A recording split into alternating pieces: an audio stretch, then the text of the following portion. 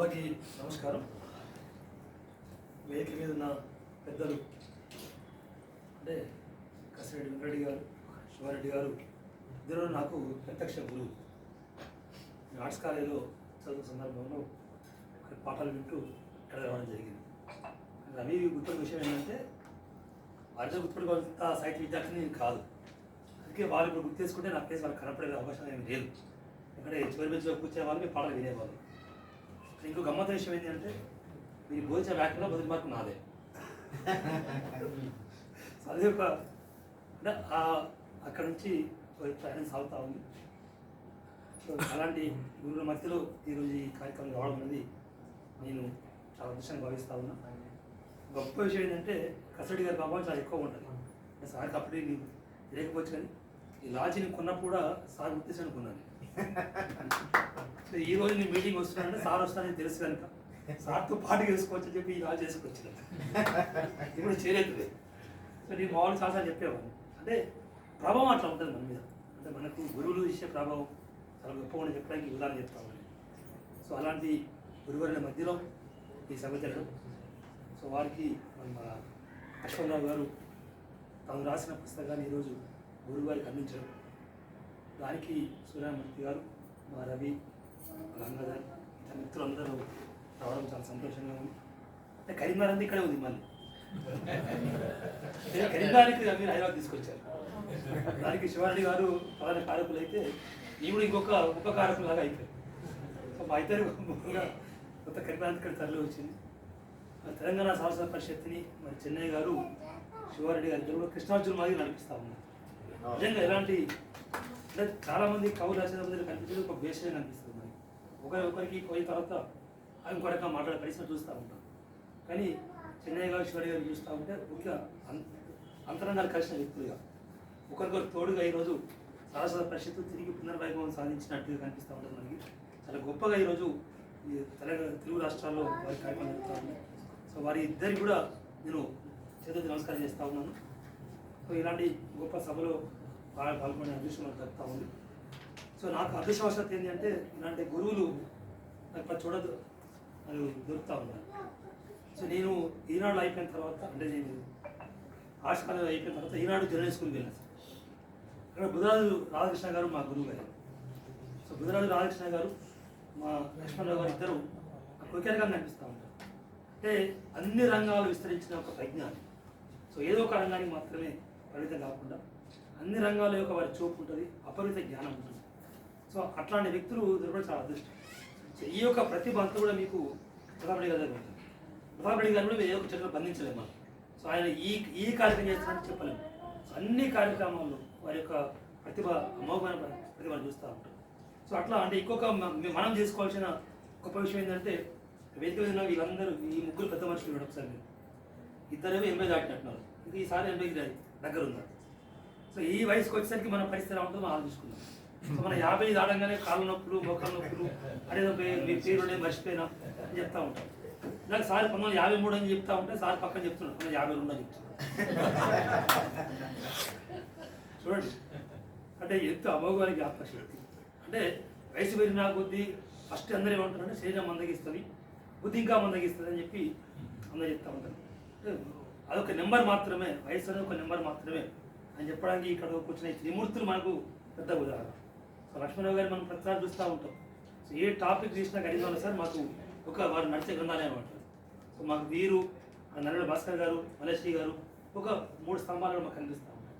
So అట్లా అంటే వీరు ఏ టాపిక్ తీసుకున్నా అనర్గళంగా మాట్లాడుతూ సో మనందరికీ మార్గదర్శనం చేస్తూ ఉంటారు. అందుకని మేము సార్తో చాలాసార్లు అభియోగం ఏం చేసామంటే సార్ నేను పుస్తకాలు ఎక్కువ రావాల్సి చెప్తా ఉంటాయి. ఎందుకంటే మన తర్వాత తరంలో మాట్లాడేదాన్ని కూడా పుస్తకాలు మాట్లాడుతూ ఉంటాం. అందుకని వారికి సంబంధించిన పుస్తకాలు ఇంకా రావాల్సిన అవసరం ఉందని చాలాసార్లు చెప్తూ ఉంటాయి.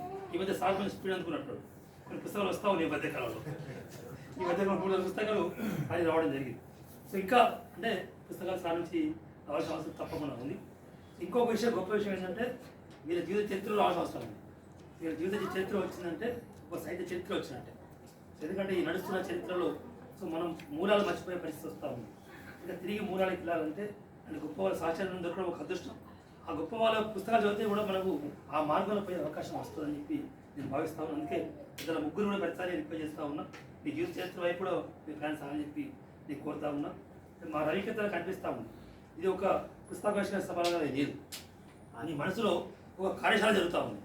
ఎందుకంటే ఇక్కడ అందరూ కూడా చెప్పే ఈ విషయాన్ని బట్టి మళ్ళీ తెలుగు పుస్తకాన్ని ఏ రకంగా డైరెక్ట్ చేసుకోవాలి, ఎలా తయారు చేసుకోవాలనే ఒక మదనం ఆయన మనసు అప్పటి జరుగుతూ ఉంది, నాకు అర్థమవుతా ఉంది. ఎందుకంటే చెప్పే ప్రతి ఒక్క పెద్దలందరూ కూడా ఒక మంచి సలహాలు సూచనతో ఈ కార్యశాల జరుగుతూ ఉంది. అందుకే పుస్తకావిష్కరణ సభ కాదు, ఒక కార్యశాల లాగా కనిపిస్తూ ఉంది అనడంలో ఆశ్చర్యం లేదు. ఎందుకంటే అందరం అదే మాట్లాడుతూ ఉన్నాం.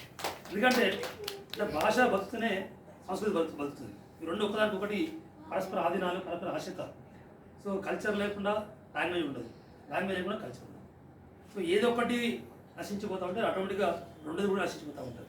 సో తెలుగు భాషని మనం మళ్ళీ తగ్గించుకుంటే ఇది మన పండుగలు ఎలా తగ్గిస్తే మీకు తెలిసిపోతూ ఉంది. ఈరోజు మన పండుగలు తగ్గిపోయి ఇతర పండుగలు పెరిగే పరిస్థితి కనిపిస్తూ ఉంది. కారణం ఏంటంటే మన భాష తగ్గిపోతూ ఉంది, అందువల్ల కల్చర్ తగ్గిపోతూ ఉంది. రెండు తగ్గిపోయినప్పుడు ఆటోమేటిక్గా మనిషి ఇంకొకరికి బానిస అయ్యే అవకాశం ఉంటుంది. సో ఒకప్పుడు ఉన్న పరిస్థితి అది మళ్ళీ తిరిగి అలాంటి పరిస్థితి కాకుండా ఉండాలంటే రవీంద్ర లాంటి గొప్ప వాళ్ళు తిరిగి తెలుగు పుస్తకాల్లో ఇప్పటికే చాలా మార్పులు చేస్తూ ఉన్నాం. సో ఇంకా మన సంస్కృతి, మన సంప్రదాయాల్ని నిలబెట్టే ఒక పుస్తకాలు ఆ భాషలో వచ్చినట్టుగా మనం తీసుకొచ్చే పరిస్థితి ఖచ్చితంగా కావాల్సిన అవసరం ఉందని చెప్పి నేను భావిస్తూ ఉన్నాం.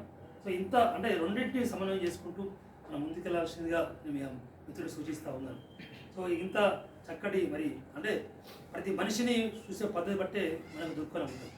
సో మనం ఏ రకంగా మనిషిని చూస్తూ ఉన్నాం, మరి ఎలా ఆరాధన చేసుకుంటూ ఉన్నాం, ఏ రకంగా ఆహ్వానం చేసుకుంటా ఉన్నాం అనేది తెలుస్తూ ఉంటుంది.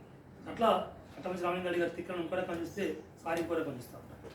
అట్లా ఈరోజు మరి ప్రతాప్ రెడ్డి గారి గురించి మీరు ఎక్కడ చేసినా కూడా పద్యకమైన మాట మనం ఎప్పుడు వినలేదు. నేను చెప్పాను కూడా ఈరోజు మేము కూడా విన్నప్పుడు చదువుకున్నప్పుడు ఆంధ్ర సంఘీయ చరిత్రలే గొర్రెపల్లి కవులు, రాజకీయ నాయకులు, చరిత్రకారుడు మేము చదువుకున్నాం తప్ప ఈరోజు ఒక పద్యకమైన మేము చదువుకోవాలి. అంటే ఈరోజు మా కళ్ళు కూడా తెప్పించి ఒక మంచి పుస్తకం అంటే సార్ కూడా ప్రతాప్ రెడ్డి గారి గురించి చాలా పద్యాలు ఎన్నో అనర్థంగా చదివి చెప్పారు. సో వారి గురించిన ఈ ఒక కొత్త పద్ధతిలో, కొత్త దృక్కోణంలో ఈరోజు ఈ పుస్తకం రావడం అనేది చాలా సంతోషం అనిపిస్తూ ఉంది. ఇది నిజంగా చెప్పాలంటే చాలా చిన్న పుస్తకం వచ్చింది, ఇది ఇతరులకి మార్గదర్శకంగా ఉంటుంది. సో ఈ రకంగా కూడా వారిపైన ఒక చరిత్ర సృష్టించే వ్యక్తి మీద ఇంకో రకంగా ఈ పద్య చరిత్ర మీద కూడా PhD చేయాల్సిన అవసరం ఉందని చెప్పి నేను భావిస్తూ ఉన్నా. సో ఏదేమైనప్పటికీ సో ఇంత చాలా కాలం తర్వాత ప్రతాప్ రెడ్డి గారి పేరు మీద యూనివర్సిటీకి వారి పేరు పెట్టడం అనేది చాలా సంతోషం సార్. ఎందుకంటే ఎప్పుడో చేయాల్సిన పని, ఏదో చేయాల్సిన పని చివరికి ఈ రోజుకైనా ఆ పేరుతో ఒక చిరస్థాయిలో నిలబడే విధంగా, ఎందుకంటే భవనాలు ఈ పేరు మాత్రం నిలబడతా ఉంటాయి.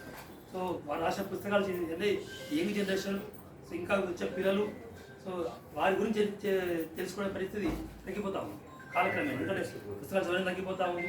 సో మన పుస్తకాల కంటే నువ్వు ఆంగ్ల పుస్తకం చదువు, ఇంకో ఫ్రెంచ్ పుస్తకం చదువు అనే ధోరణి కనిపిస్తూ ఉంది.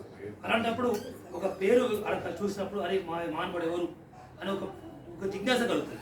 అట్లా ఈ రోజుకైనా వారి పేరు మన యూనివర్సిటీ పెట్టుకోవడం అనేది చాలా సంవత్సరం నేను భావిస్తూ ఉన్నాను. అందుకోసం ప్రభుత్వానికి నేను వ్యక్తిగతంగా తెలియజేస్తూ ఉన్నాను. సో వారి పేరుతో ఇంకా మంచి మంచి కార్యక్రమాలు చేస్తూ ఉన్నాం. అందరికీ పురం రచన గారికి స్వాగతం. నిన్ననే గత పురస్కారం తీసుకున్న రచన గారికి సంబంధిస్తూ ఉన్నాం. సో